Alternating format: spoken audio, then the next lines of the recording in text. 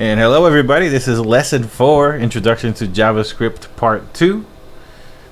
A big hello and thank you to whoever else is watching this. You know, feel free to say hi. I'd like to know if there's anybody else interested in this content and if there's anything specific you'd want to learn about so we can maybe include it in the lesson plan. We'll see.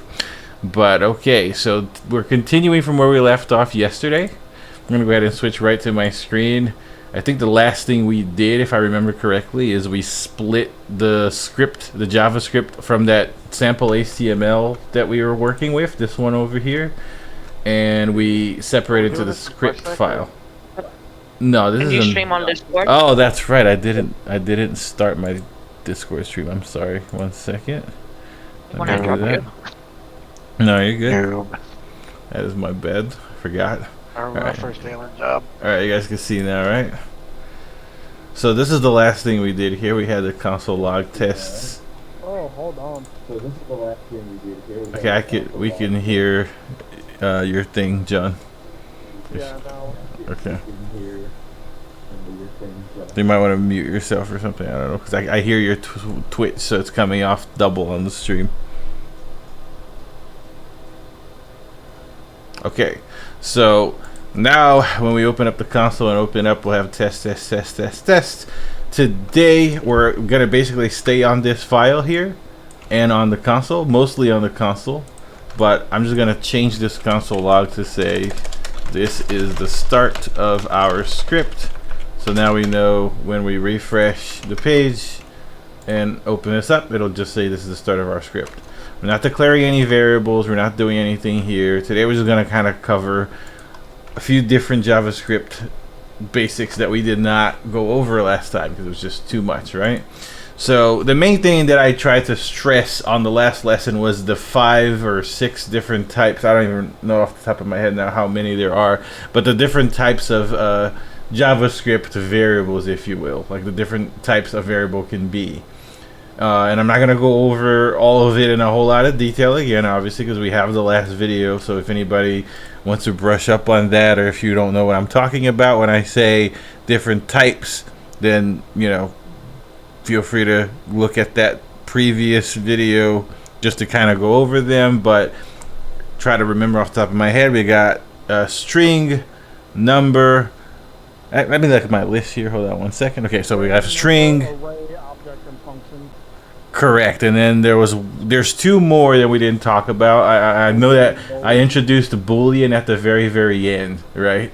So we're not gonna get into classes today. We're getting to the classes is a whole other day, and classes is more like modern JavaScript anyway. So we're gonna talk about that when we talk about modern JavaScript, which will be a different lesson. But we're gonna start off today with the Boolean. This is how you spell it, with the Boolean type. Okay, and the main thing to know is that Boolean is binary, so it's going to be either true or false. So, for instance, if I just type true without any single quotes or anything like that, this is technically a Boolean, and it comes out as true. Notice it comes out green as the result here on our Chrome. Oh, I forgot to turn on this thingy here. Hold on, Karnak. There we go. So notice it comes out green over here, right? And it doesn't look like it's working. That's nice. Oh, I got the wrong version. Okay, well, it doesn't matter. You guys will still see like the shortcuts that I type, but you won't see like the mouse clicks or whatever, because I don't even remember how to open the other version. But anyway, and then if I type false, same thing. So Boolean is going to be either true or false. So the first thing we're going to talk about today is we're going to go over some statements, and the first statement is going to be the if statement. So when you think programming, I think that the classical way of thinking about it is you think about the whole if this then that, right? Or maybe you guys heard of that, maybe you didn't. But in programming, there's a lot of checking what we call the condition. So this is a condition, an if statement. So this is how the statement syntax works. Okay, so if you're going to do an if, it'll be if open close parentheses, the condition goes inside of the parentheses, and then you open a curly bracket, and then the result goes inside of the curly bracket. So say for example, I'm gonna literally just put a Boolean here saying if true, then we're going to console log the result was true. Okay, So notice that it says here the result was true. Now what's inside of these parentheses is a condition. The result of a condition is always going to be a Boolean, true or false. Right? So the way an if statement works is if the result of your condition is true, then whatever you write in here, doesn't matter what it is, just think like anything that you would literally write in normal code. I can have a bunch of console logs, I can assign variables, I could execute functions, I can do whatever I want to do inside of this code block. And that's another thing to kind of think about. So I want you guys to start thinking about what goes inside of curly brackets in JavaScript as code blocks, if it's a function or like the result of a statement or something like that, right? So whatever you put in here will happen if the condition is true. Okay, so I'm just gonna leave the same console log that we did before, and I'm just gonna say the result was true. So this is the basic if. Now, what is a condition? Well, a condition can be many things, but at the end of the day, the only thing that JavaScript cares about is the result of the condition, which is always going to end up as true or false. So like you want to look at this very basic example. If I do false instead of true, if I like literally just write false, which is the Boolean, it's not going to happen, right? See how I just said undefined, it didn't say the result was true. So let's think of a condition that we know would always be true. So now we can say something like if A equals two equal signs for a conditional comparison. So if A equals A, right? Now first of all, we never define a variable called A, so we're just gonna get an error, right? Anytime you try to reference something that doesn't exist, isn't declared, or whatever, you're gonna get this it's not defined error, and a different variation of it depending on what browser you're using. So now let's do string A to string A like that, right? So now we know that this is true because A equals A. Or we can do A equals B. Now, nowadays, you don't really see double equals anymore. You see triple equals. We're not going to get into what that means right now, right? I'll just give you a brief overview, but we're not going to talk. We're going to continue using double equals instead of triple equal, but I will very quickly explain the difference. So a double equal is checking if the result of A is the result and B are the same. So if I do, like, for example, 0 and then 0 without the single quotes, right?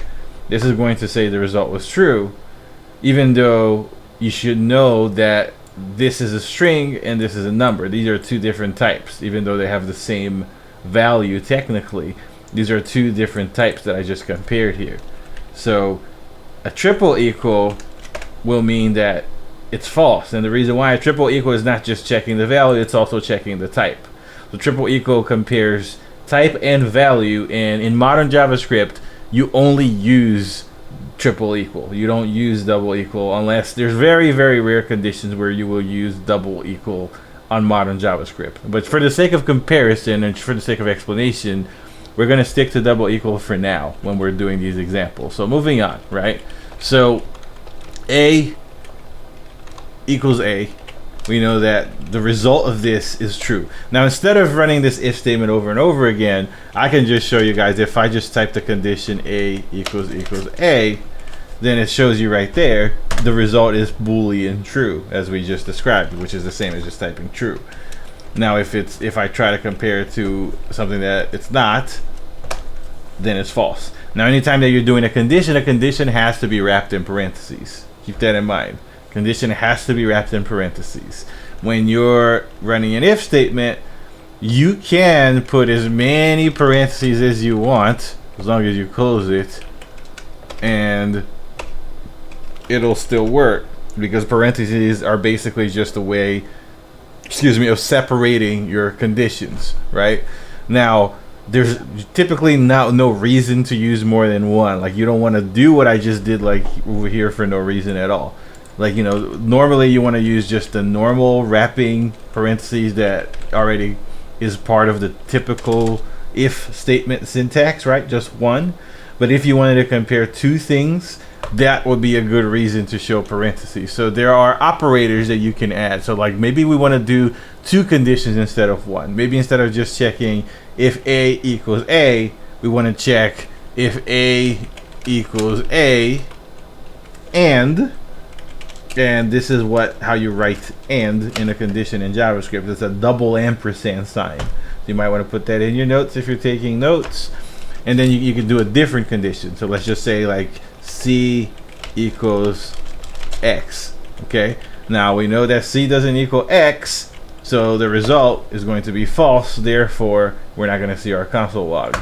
But if you compare C and C, which we know is true, now is going to be true. And again, if we break the left side here and make this not be false, it's basically saying if this and this is true, do this, right? And which in that case it's not. And again, easy way to just check that real quick. You can do equals A. That condition is going to be false. And then if you add your C equals C, it's still going to be false. I missed a single quote here. And if you fix that, it's going to be true. Does that make sense so far? I'll take silence as a yes, hopefully. But if anybody's confused and you have any questions about what we literally just talked about, just this very intro to if statements, please go ahead and speak up. But we'll continue otherwise. So how do you now, it can get confusing when you don't understand it right away, because not only can you check if a condition is true by saying equals, you can also check if it's not equal to. So here's where it really takes understanding this. All right, so we know that A equals A, therefore the condition is true. But what if you want to check if A is not equal to A? So then the way you do that, instead of doing equals, you do exclamation equal. In JavaScript, that is how you compare if something is not something, right? And now because it is A, this is going to be false. But for any other condition, any other letter or number that we put over here, well, I did A, is going to say true.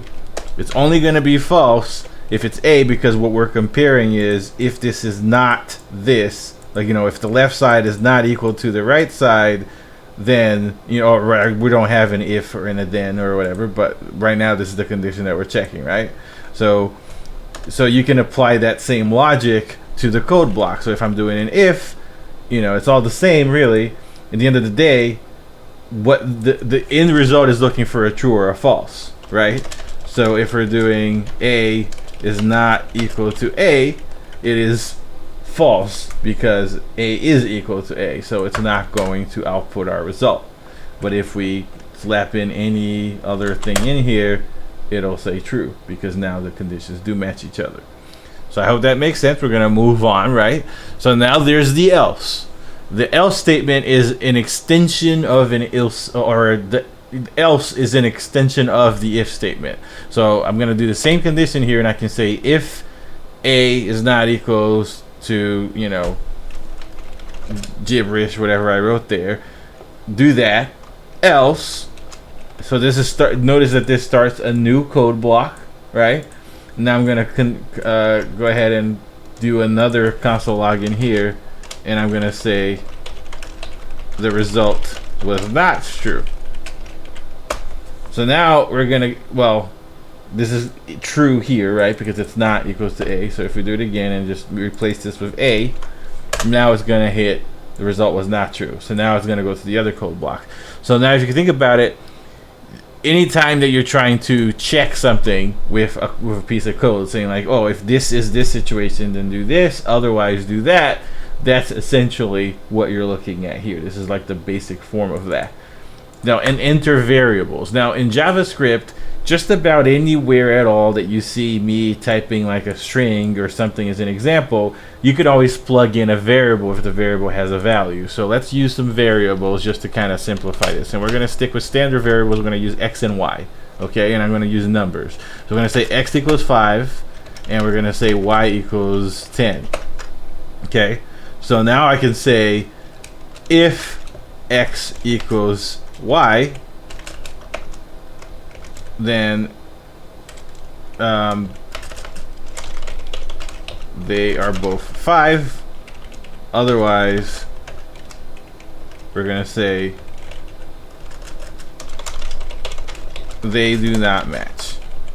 Now, does anybody want to just spur out what you think the result is when I press enter? What are we gonna see here? Nobody? Okay. Wait a second. No. Just the value Okay. of y. Y, Yeah, so it's go right on. here. Y is 10. Okay. X is 5, Y is 10. So if I run if X equals Y, else do this, like, you know, so which console log It'll are we say they going to do see? not match. They do not match. They Exactly. don't, yeah. Okay, good. Just making sure everybody's following.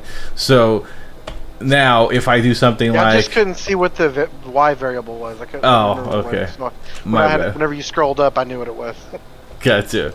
So now if I do if X times 2, and this is like in JavaScript, and I think most languages, this asterisk means multiplication, right? Because you're not going to use the letter X. So that means multiplication. So now I'm doing if X times 2 equals Y. Well, then it wouldn't be they are both 5, but like if they are true, or I'm just going to say this is true. This is true, or they do not match. Now I run that, this is true, because X times 2, as we all know, is 10, right? So just to kind of like, I'm not going to get into crazy detail as far as examples go, but like from a fundamental perspective, this is how an if statement works. This is how an else block on an if statement works. Okay. Now there's a third way that we can look at this, but before we go into the third way, we can also do what's called a shorthand. And I don't want to confuse you guys with a shorthand, because typically shorthands are considered like more advanced programming. But because I know that some of you guys like looking at examples and looking at other code online in between sessions sometimes, I want to make sure that if you do run across this example, you know what it means. So like, let's just say I want to assign a variable, right? I'm going to assign a variable called Z, okay?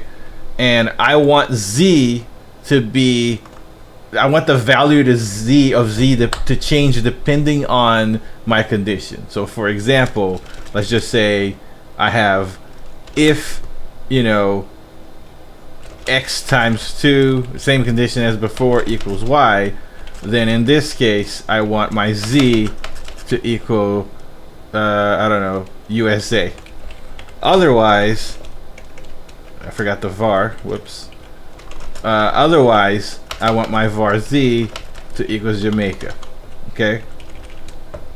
See where I'm going with this. So now if this condition here, now instead of having a console log, I'm assigning the value of Z depending on my condition. Okay? So we know that this is true. So we expect the value of Z to be USA.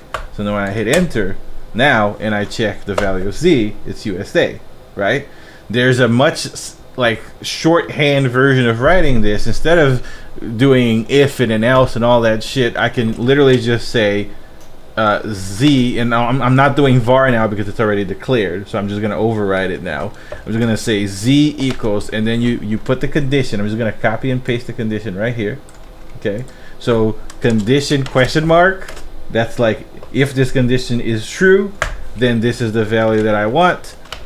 Otherwise, and that's a colon, you put the other condition that you want. And you might see this in code sometimes. So this is a shorthand. It's very confusing, but this is literally what this means is if this condition is true, do this, else do that. So in this shorthand example, the question mark represents this whole entire block here, where everything that goes next to the question mark is what goes inside of your block here. But it's just the result, okay?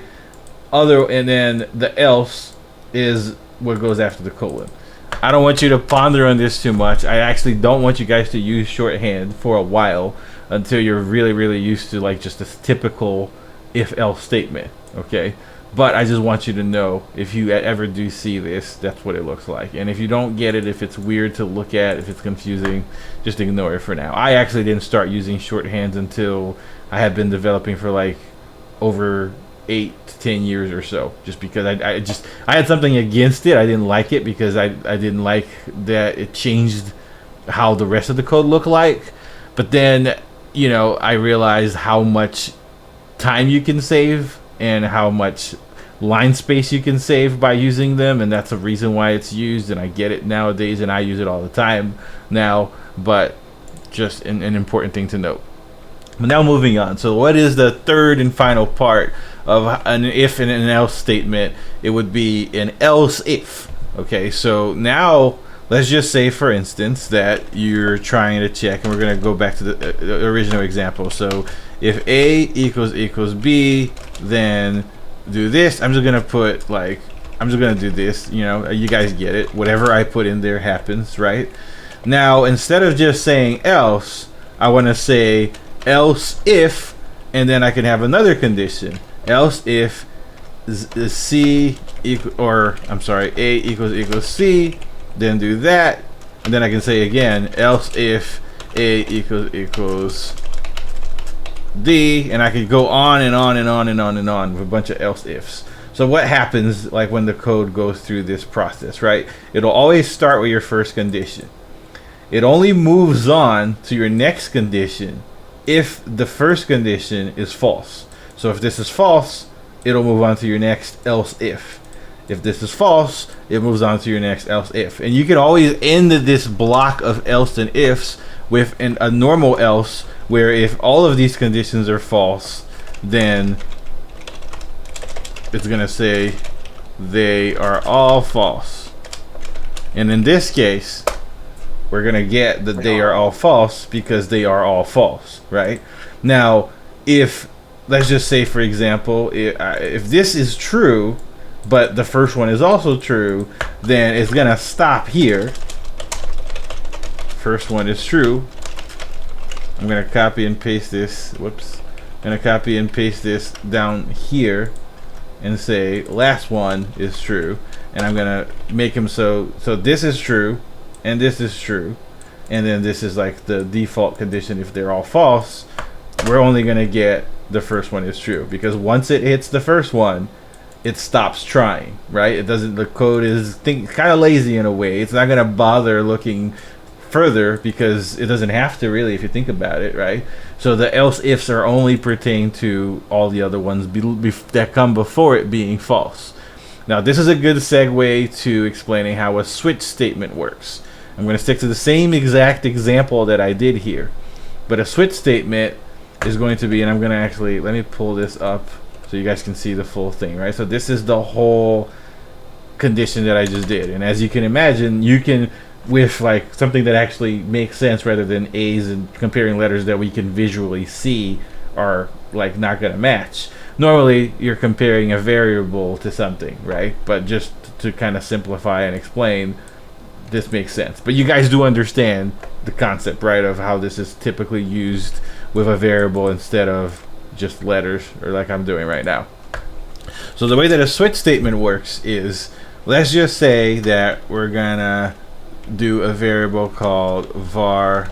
Actually, we're gonna keep the x, right? So x equals a, right? And now if x equals a, I'm gonna say if x equals a, if x equals c, if x equals d, and then we're gonna do the same thing, right? So every time I change this now, okay, I'm gonna actually, let me break this apart. I'm gonna run x equals a first. Now I'm gonna run the condition. So first one is true. Now if I change x to d and run it again, then the last one is true because I changed it to d. And c doesn't really have a value, which means if I change it to d, x equals d, c, I'm sorry, it's not gonna do shit because I don't have any code at all in that block. So it's like just not gonna do anything. And again, if I set it to something that doesn't exist, it'll run my last else over there. They're all false. So how do I switch? Now I'm gonna change this to a switch statement, which is basically an easier way of writing an if statement with a really long chain of else ifs. It's really meant for, now a switch statement is useful for when you're only checking the value of one thing. In this case, we're only checking the value of x. So we're not checking anything else. So we're going to say switch x. So this is the syntax for a switch statement. We're going to switch x, and then we're going to open and close squiggly bracket. Now the way that a switch works is, instead of doing if condition, we're going to replace it with case value colon. Okay, so now it's basically saying if it equals a, now you need a break in the end, and the break. So this break instruction is gonna be used in JavaScript quite a bit. You're gonna get familiar with it, but a break basically means stop, like running the script. That's what a break means, like stop running the script. So now in this switch, we're saying case A, and I'm gonna indent it like this. Hopefully it'll help make sense, right? So case A, we're gonna say console log, first one is true, and we're gonna copy this 3 times, and we're gonna say case B and case C. For this one, we're gonna say, actually, let's make it a little more obvious. We're gonna say X is A, and then here we're gonna say X is B. Here we're gonna say X is C, and where you would have this last default else that you would in a normal if else would be default, and you don't need a break after the default because this is the end of the statement. You can say none of it. I mean, they are all false.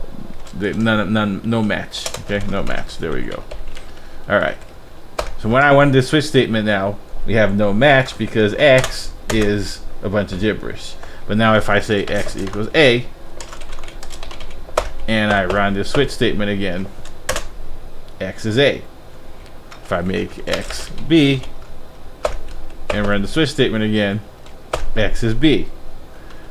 One more time, if I do X is C and I run the switch statement again, then X is C.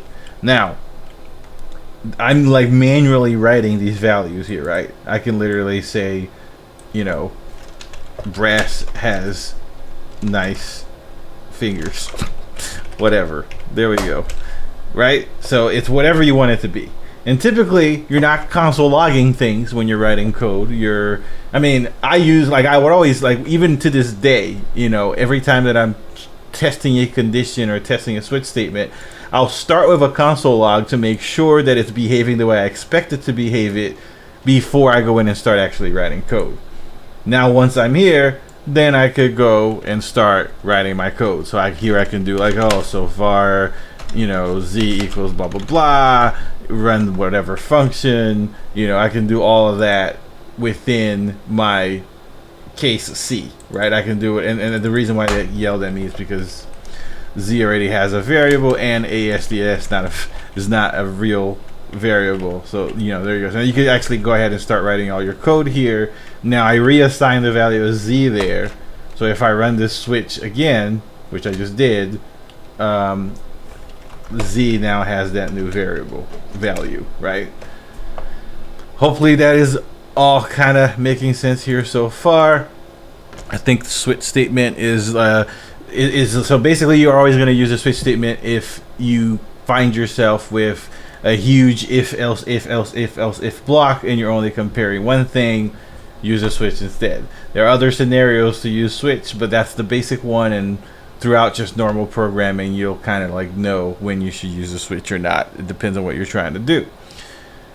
Now I actually do want everybody to answer this question because what I'm about to get into can be confusing. So is anybody confused so far, like by everything we've done? Is anybody like really confused? That was pretty straightforward. I think okay. You laced it up pretty good. Okay, good. Okay, good. So now it's gonna get confusing.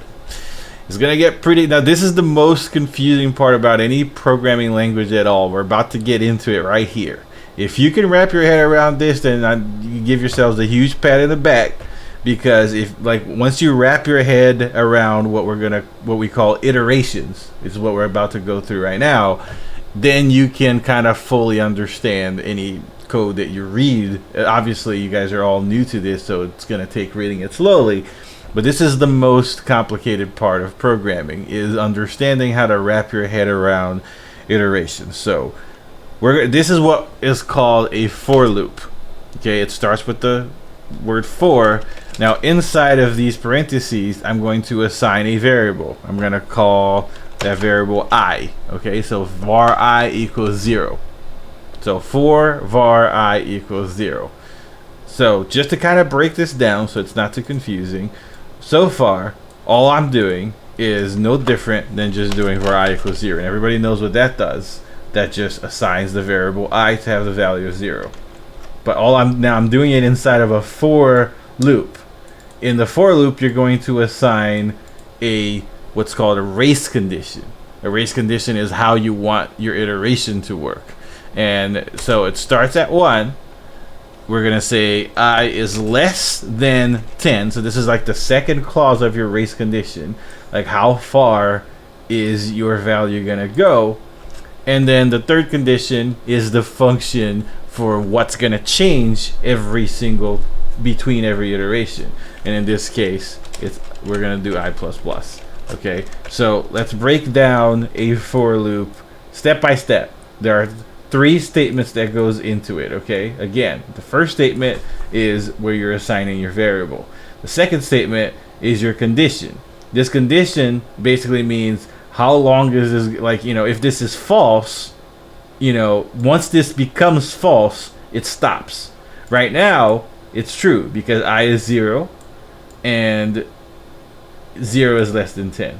Okay, now this third condition means every single time we run through this code, it's going to do this I++. Now we didn't talk what I++ is, but I++ is basically shorthand for I equals I plus 1. Now let's break this down. Okay, so we're doing var I equals 0.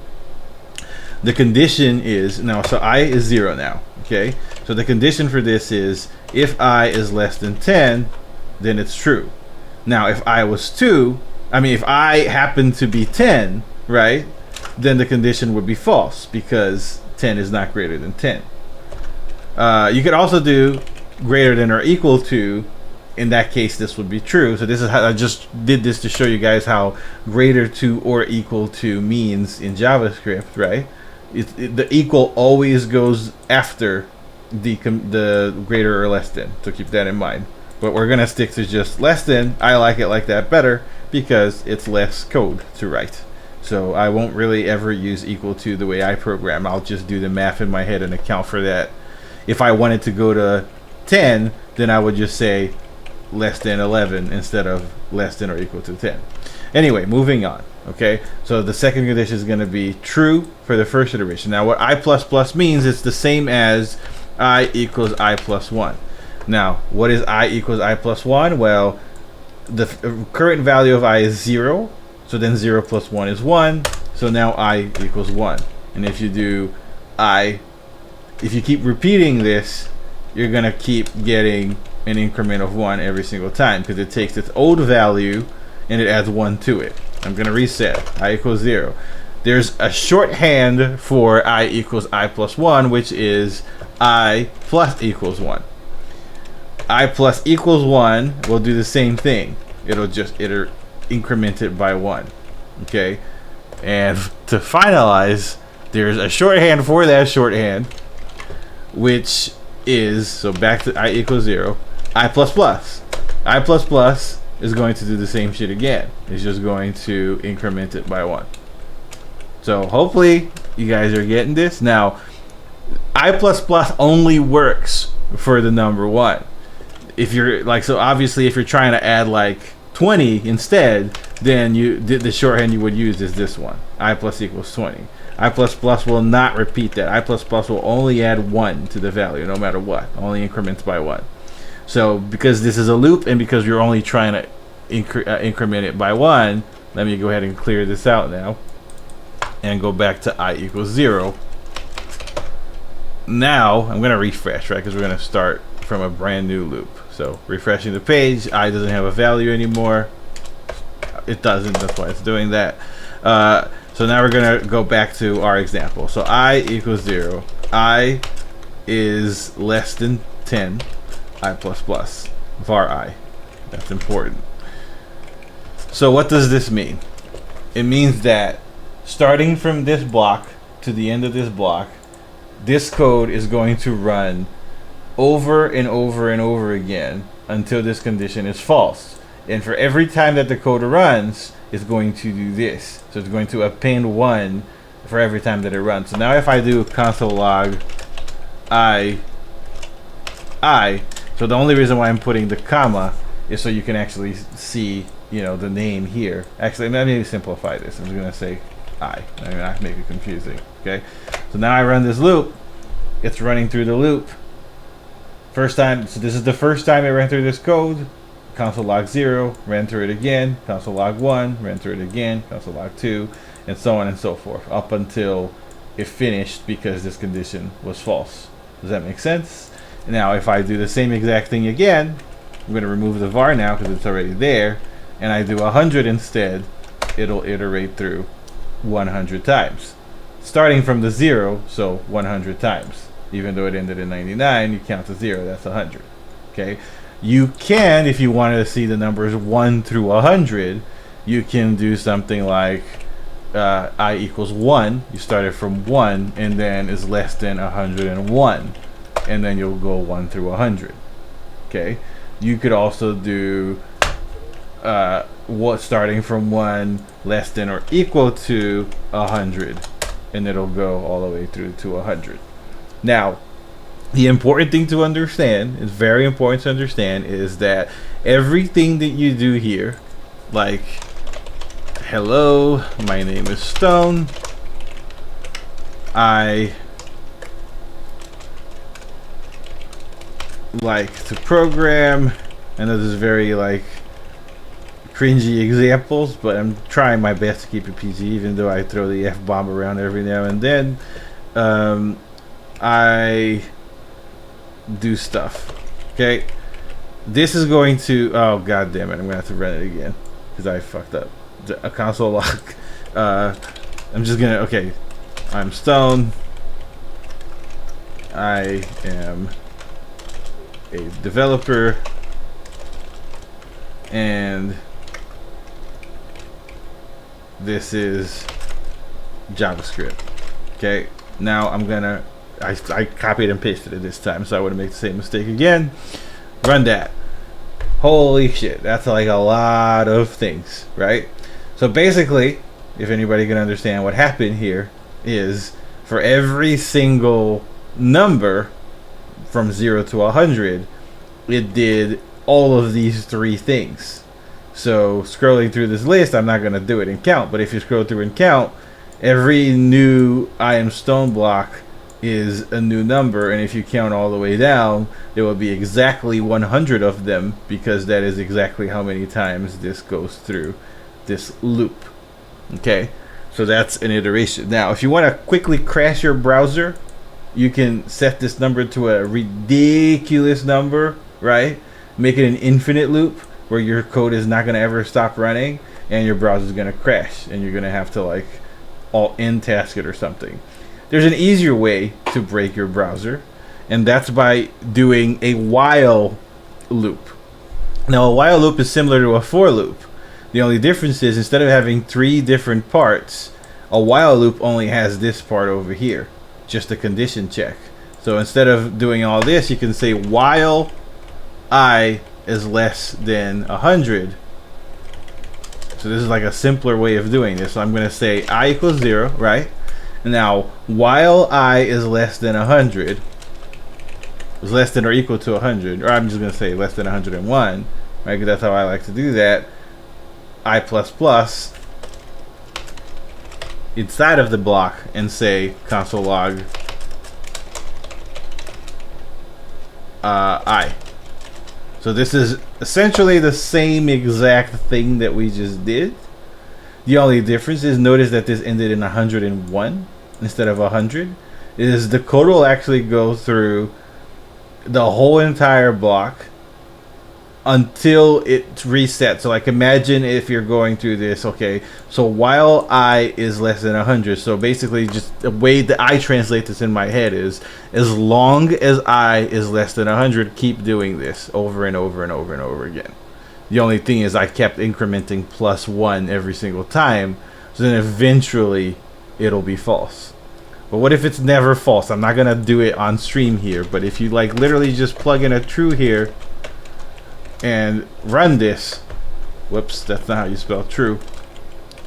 If you write true over here and run this over and over again, then what happens is it doesn't stop running ever. It's going to continue running and running and running and running and running and running. Every little bit of code that you write here, as many console logs as you write here, will never stop, because the condition is always going to be true. Because right now we didn't set it to like a variable that we can modify inside of here. This is just true. It's just period. It's always true, right? So you keep that in mind. This is going to just run that operation, whatever you write in there, over and over again. And welcome to server development. That is how servers work. The reason why a server stays alive and can continue to check for connections and check for new messages and respond to your messages is because a server is essentially an endless while loop that's just constantly running over and over and over again, listening for new connections along the way, listening for new messages along the way, and responding to anything that it gets within its set of code. So that is how you write a server, basically, if you like have the mechanism to like listen for connections within this block here, but it'll continue to run, never ending. So that's what a while loop is. And obviously if the condition is false, then a while loop doesn't do anything at all. If you want to experiment and crash your browser, go ahead. I don't know if now I haven't done this in a long time. I don't know if there's going to have some kind of error that tells you that you're in a endless loop or anything like that nowadays, but that's what that is.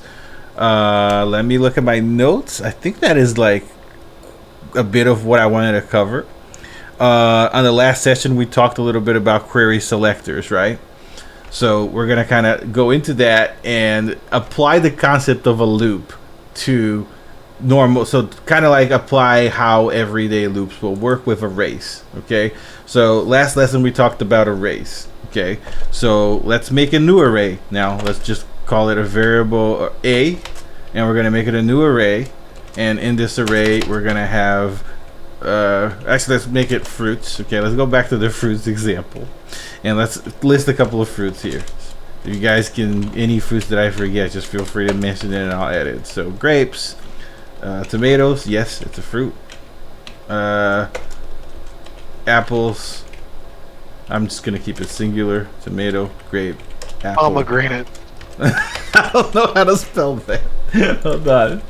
Pomegranate. Yeah. Oh God, I wasn't even close. Okay. Bam. Pomegranate. Strawberry. Strawberry. Banana. Banana. Sure. Let's Dragon keep going. fruit. Mango. Mango. Dragon fruit. I got dragon fruit, peach, dragon fruit, Watermelon. watermelon. Okay, I think that's good. Watermelon, Blueberry. blueberry. Okay, I think we're good. Blackberry. Raspberries. Berry. No, we're definitely good. Done. So here we have our fruits array. Okay.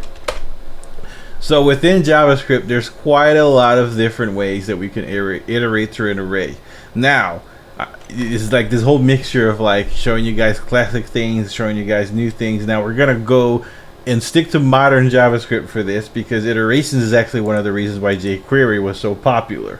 And we don't use jQuery anymore, so I'm not going to teach you the old way of iterating through an array. We're going to show you the new ways of iterating the array. And my favorite way and the fastest way is using a function called map, which every array has built in by default into its prototype. So map, so let's talk about what a map is. So when you're mapping an array, you're actually going through each individual value of an array one by one. So this is the syntax for a map function. So you're going to put the array, right? So this is the normal array. But if you do the array.map and then you open parentheses and you put like the name of the variable. So this is the variable that you want the fruit to be. It could be whatever you want. I'm choosing fruit because it just makes sense, right? We're going through the list of fruits, and the variable that we're going to give each and every fruit is fruit. And then this is what's called an arrow function, what I'm writing over here.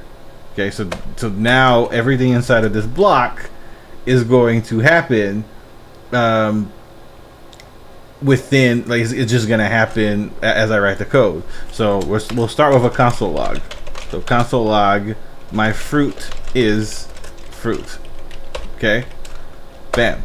So we just created an iteration using map that'll go through every single fruit in our array and give us that console log, but with a map, just like that. Now, what if I wanted to create a brand new array by adding, with creating a sentence, right, that includes the fruit in it? Then you can literally do something like, because the result of a map will also be an array. You notice over here, like it gave me like this array and it's all undefined, right? The result of a map will be an array. So if I said, instead of console log, I said return, and we're not gonna get into returns today, I don't think, but we'll see. So return my fruit is, and then I'm just gonna do plus fruit over here, right? We're concatenating. I don't know if you guys remember this from the last string. Here we're already getting an example what that array is gonna look like. So if I say var fruit sentences equals fruits, now we created a new variable called fruit sentences, which each value of that array is the full sentence that we just created. Okay, I know this is a little weird, I get it, this is like new to you guys. So so this is how a map works, and a map is the fastest way of iterating through any array. And the cool thing about a map is that you could also use a map to iterate through objects. So like we were talking about objects, so let's do objects again, but we're going to stick to the fruit example, but we're going to associate fruits with their colors again. So let's see how well I know what color fruits are. So again, so we're going to call this object fruit colors, and we're going to say I'm just going to pick like 3. Okay, so I'll pick some easy ones for myself. Banana, yellow, lemon, yellow. Lemon's not even on your list. No, it doesn't matter. piece of shit. Okay. You know what? Let's stick to the list. You're right. Pomegranate. I'm sorry. I about pomegranate again. What color's a pomegranate, bro? I don't know what it is. Burgundy. Or clue. Burgundy? Yeah. Okay. I thought burgundy as well. Burgundy. Is that how you spell burgundy? No. Yeah. Yes, it That's is. Ron Burgundy. Okay, so burgundy. All right. So now we have an object. Okay. Now, with an object like this, we have banana, grape, pomegranate, right? These are the keys. Remember, key value pairs. Keep that in mind. So these are, so if I do fruit colors dot banana, the value is yellow. Fruit colors dot grape, value is purple, and pomegranate value is burgundy. Okay. So if I do object.keys, so object.keys is the function, the default function that you can use to get an array of just the keys that are inside of your object. So if I say object keys fruit colors, it's going to give me an array of just my keys. If I do object.values instead, it's going to give me an array of just my colors. So if I was trying to iterate through my list of fruits here, and I want to create an array that gives me a full sentence, like saying the name of the fruit is whatever color it is, I can say, so I can do something like object dot keys, and you can simplify. So I'm gonna actually write it all out like using raw coding, and then I'm gonna show you guys how you can simplify it. So I'm gonna say object.keys fruit colors dot map. Okay, so remember, so the result of this is an array, right? So now I'm going to take that array and I'm going to do dot map, and then I'm going to say the same thing as I did before, fruit, and then I'm going to return the same thing that I did before, like I did over here where I said my fruit is fruit, like that. But now fruit is the key, right? So this is the actual fruit. So my fruit is, now how do you get the color? Well, the name of the object is fruit colors, and I don't know if you guys remember how we talked about how you access a value, but it would be my colors, open close the square brackets, and then fruit, because fruit is the variable. Okay, so this is the result that we get. My banana is yellow, my grape is purple, my pomegranate is burgundy. That is a lot to absorb right now, but if you try to wrap your head around what just happened here, okay, there's a lot that's going on. So let's simplify it. So first of all, the first thing we're doing is creating an array of just the keys in fruit colors. So I'm going to assign a variable to simplify. I'm going to say keys of fruit colors is going to be object.keys fruit colors. So this is me simplifying what I just did, okay? So it's easier to break down. So now we have a variable called keys. Wait, do we? I think I did something wrong here. Fruit colors, object.keys, fruit colors. Okay, keys. Okay, I must have misspelled something before. I can't even see it looking at it right now, but something's wrong here. But anyway, so the value of keys is now the array that's banana, grape, and pomegranate. Now, if I say fruit colors banana, as we just showed you guys before, or fruit colors dot banana, okay, they're all going to be yellow. Now, when you have a variable that's dynamic, so like say if I say var fruit equals banana, like this, if I want to get the fruit color using the variable fruit rather than like hard coding it like this because I know what it is, say I don't know what it is, I just know that the variable is fruit, I can say fruit colors fruit, like that, and that gives me yellow. Likewise, if I change it to grape instead and do the same thing, that's going to give me color. So that makes sense so far, right? So this is how you target dynamically, which is the word we use. This is how you dynamically target which object key you want to get to. But now I have a keys array which I can map through. Again, iterate through each element just like we talked about earlier, and I'm gonna make it so fruit will represent the name of the element. So because the keys is banana, grape, and pomegranate, every single time that we go through this code, the only thing that's going to change is the value of fruit. So I'm going to console log it just to make it clear. So the value of fruit is fruit. So the first so it's going to run through it. First time the value is banana, second time the value is grape, third time the value is pomegranate. Okay, and then can you stop doing that, please? Thank you. And now when you return, the result of this operation is going to be, I'm just going to copy and paste what I did here. So my fruit variable, which is going to change, right? Yellow the first time, purple the second time, banana the third time, and fruit colors fruit, which is going to be the value, just like we grabbed over here, the value of whatever color that fruit is assigned to. So we're going to again do it right here. Return my fruit is fruit color fruit. Bam. And that's what we get. Now this may seem useless when we're like creating fruits and colors and stuff like that and testing it out, but the core knowledge of iterating through arrays and be able to format that information however you want to format it is a key part to working with like a third-party API system. So say for example, one of the things that I work on BTC Hue right now is taking all of this data from an exchange. And I know if you don't know crypto, you don't know what I'm talking about. But so let me simplify that. Forget the BTC example.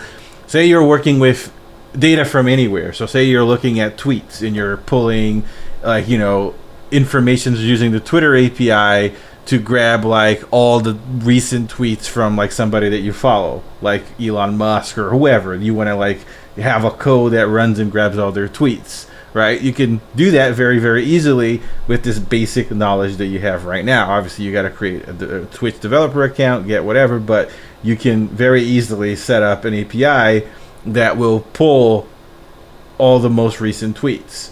And then the most recent tweets is going to come back to you in JavaScript in the form of an object. It's going to look something like this, okay?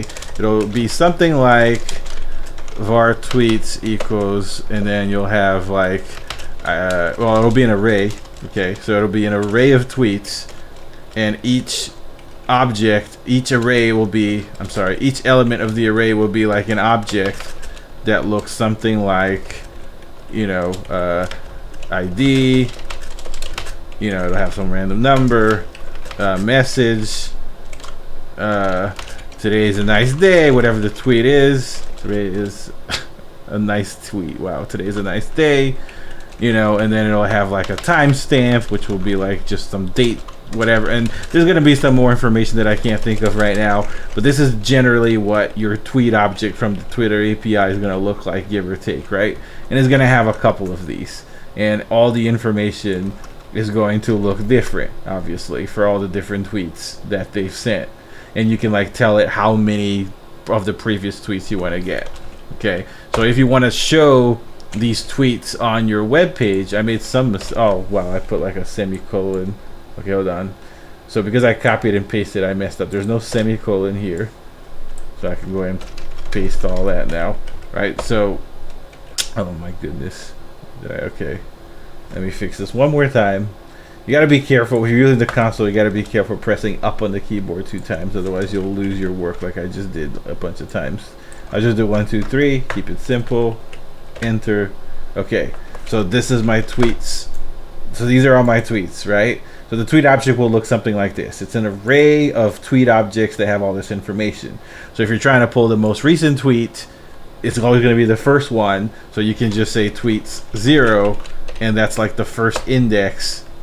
There's only two E's, not 3, and this is the first. So this is the first tweet. If you're trying to grab just that message, you can do that message, and then you get just that first message. But if you're trying to like do something where you're going to get all the tweets and you want to formulate the tweets in some kind of way, like say you want to put it in a separate array, you want to create an array of all of the tweets, then it gets complicated. And we'll do it with this example just to kind of finalize it and you guys kind of know how to do it. But it's the same example that we just did with this, right? So tweets is the array. So say you want like just the messages. You want just an array of the messages. You don't want any of the other information.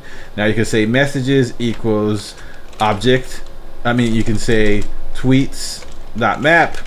So this is going to be an array, right? Because it's already an array of objects. And then you're going to say tweet. So this is the tweet variable will represent the actual tweet object. And then you can return tweet.message. So now your messages are going to be just those messages that are in those tweets without all the extra information. Now you gave yourself an array of messages.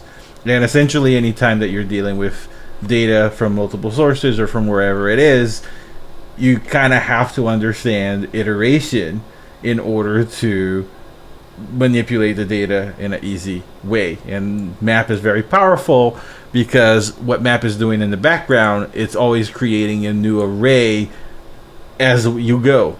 You know, that's why you're able to return and do that. And even if you weren't going to return anything, even if you're just trying to iterate through everything and doing something else, this is still the ideal function to use. Now we are getting close to the end of the hour.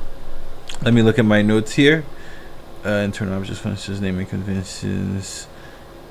Okay, yeah, like, you know, this is basically like I don't want, like, there's more that I can cover, of course. There's always more. There's a ton more that we're gonna cover. But for today, I think that we're gonna stop here. And the reason why is because, again, iterations and understanding iterations is the most complicated part of programming, period. So do not feel bad if this is like a little overwhelming right now. this is not going to be the last time we're going to go over this. We're not going to just move past this on the next example. I think that what I'm going to do actually is we're going to talk a little bit about practice suggestions and things that you guys can do to kind of like mess around with iteration on your own. But also on the next lesson that we do, we're going to tie in iteration to some examples that we're going to go over with HTML manipulation. So I'm not going to do this today, but for example, we have like a whole bunch of elements here, right? So we have this list, of, this ordered list over here, a bunch of LIs. So we're going to talk about how we can write code to go through all of these different LIs and then, you know, do something to them. And you saw there's only one that's like ID, that's list item 1. So we're gonna like, how do you combine that with an if condition to check for that one different one and make that different one stand out, all using JavaScript. So we'll play around, we'll do a couple of different things and go through a couple of different examples, but we're gonna definitely close it off here because this is definitely a lot of information. But as far as practice suggestion goes, I'm just thinking of what you guys can do is, so we didn't talk much about practice suggestions for the last lesson. In the last lesson, we went over variables and variable types or whatever. So I think that to really try to wrap your head around this, if you guys get time between this and next Thursday, which I think is when we'll be able to do our next session, is just play around on your console. Okay, you don't need to touch your web page. Just literally open up a console. You can open up a console in any page. It doesn't matter. You don't have to open up your document. Any web page you go to, open up your console, right?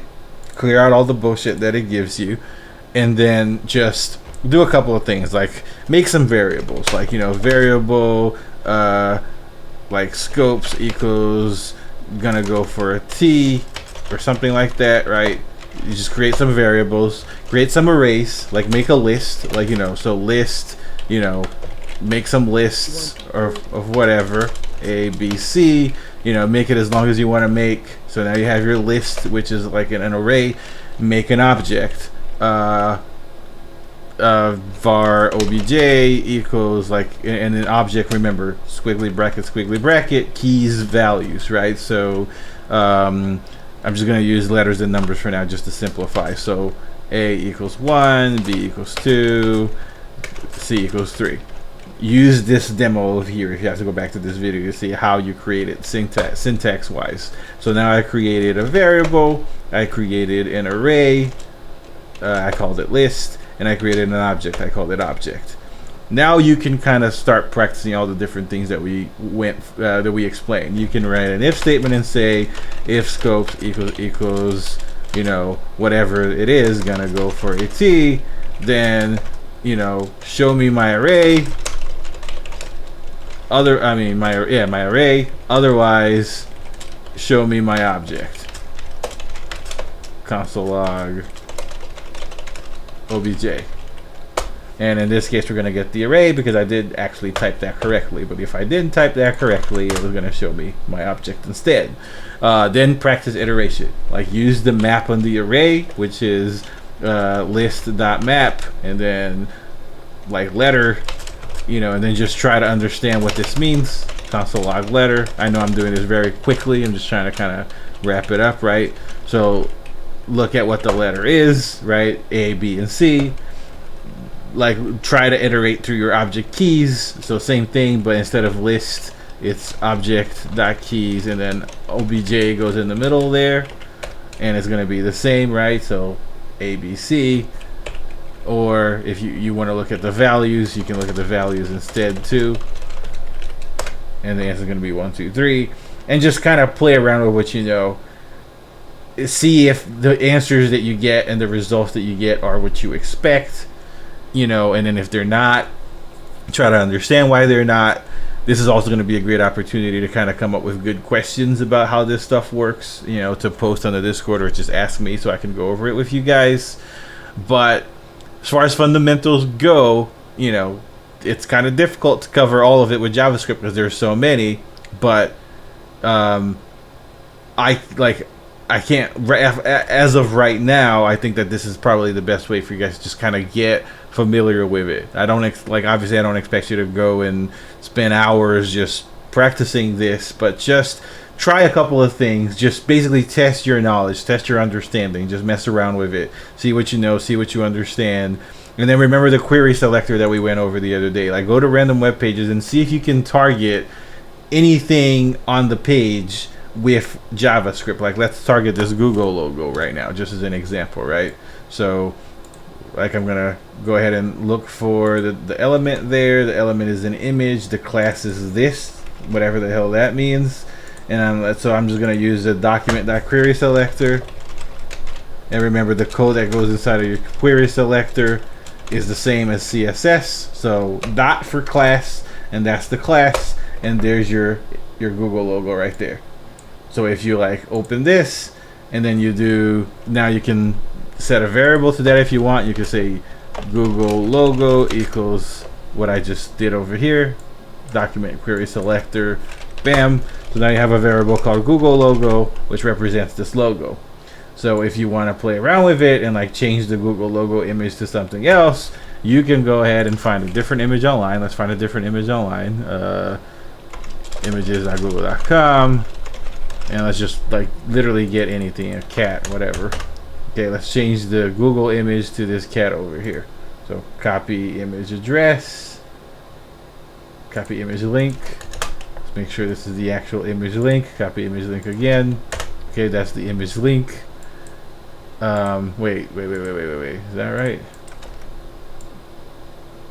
Damn, that is a terrible example, but let's see if it's gonna work. We're gonna try anyway. So I'm gonna say Google logo dot source equals single quotes, bam, all that, and it doesn't look like I got it to work. I don't know what I did, but whatever. You know, just play around, try some different shit, and if you have questions, like while you're trying things, that's going to be the best way for me to be able to help you. You know, like whatever it is you're trying to do, how you're trying to do it is going to be how I can judge how you understand it so far, what you're trying to do, and go from there. I had a smaller image link where we're going to do it, but I don't want to spend too much time doing something like that, which is completely useless right now. 6:36, let's wrap it up for here. I'm going to go ahead and open it one final time tonight for questions. Does anybody have any questions as we wrap this up for today? What's the fucking browser you're using? Firefox Developer Edition? That is correct. This is Firefox Developer Ooh, Edition. get that firebox. And not Firefox. the developer tool that you have? I mean, the developer tool that I have is, I think it's the same on the normal Firefox. The Firefox Developer, if you just Google Firefox Developer Edition, is the first thing that comes up. It has some pretty nice tools for development, but it's more like the 3D inspector that it has, which is pretty amazing. Though I used to use it a lot, but because I don't do work with like trying to fix pages that I'm not familiar with anymore, I don't use it anymore. So I don't even know how to get to it anymore. But there's this really nice feature. You can kind of see it on the left side here, where you can kind of like break down the page into like a 3D element and kind of go around and see how where everything really is. It's pretty cool. You guys should experiment with that later if you want to, but it's very useful for when you're like making changes to a website that you're like not too familiar with or whatever. It helps you understand how it's laid out and all that. This is nice. Any other questions? I'll take the silence as a no. And I think we already went over practice suggestions for this lesson, and I think that we are gonna wrap it up here. Let me just very quickly just scroll down. Yeah, there's more that I had on my list for today, but this is already too much for today. We're just gonna push that stuff to the next one. So we'll talk again about schedule offline. Thank you guys again for the time. Hoping that this is starting to make things a little bit better. I just see an old question. I'm not good at. I don't pay attention to Twitch chat ever. So if you guys see a question, please let me know, because you guys are here and I'm not paying attention to chat. But I don't know if this guy is still on the chat. But yes, I am a professional programmer, if you still are. But anyway, wrapping it up for today. Until the next one, have a good one, everybody. Ending stream.